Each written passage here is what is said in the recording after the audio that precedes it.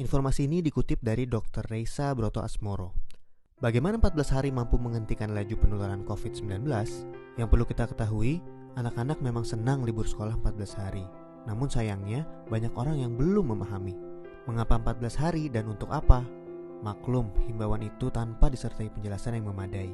14 hari itu sangat penting dan harus disertai tindakan kepatuhan. 14 hari itu mampu menghentikan laju penularan COVID-19 dan mampu menyelamatkan ribuan orang. Bagaimana bisa?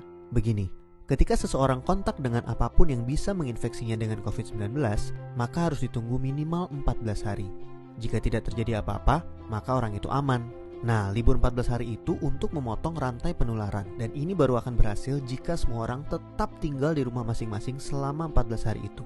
Kenapa harus begitu? Contoh, seorang anak mulai libur tanggal 16 Maret selama 14 hari. Dia akan masuk sekolah lagi pada hari ke-15. Ternyata anak ini dan keluarganya menggunakan waktu libur itu untuk jalan-jalan, mengunjungi kumpulan orang, ke tempat saudara, ke mall, dan lain-lain. Seandainya dia jalan-jalan di hari ke-10 dan tertular COVID-19 di tempat yang ia kunjungi, mungkin pada hari ke-14 atau 15 belum ada tanda-tanda dia sakit, tetapi dia sudah membawa COVID-19 di tubuhnya dan berpotensi menularkan. Andai dia masuk sekolah pada hari ke-15 dan seterusnya, maka 14 hari libur sekolahnya itu tidak ada gunanya. Penularan terjadi juga di sekolah, efek domino akan berlangsung dan rantai penularan tidak terputus. Untuk itu semua orang harus bekerja sama. Semua warga Indonesia harus membantu dan warga harus kompak, yaitu patuh untuk tidak kemana-mana dalam 14 hari itu kecuali untuk hal yang sangat perlu. Waktu 14 hari itu berguna untuk saling pantau.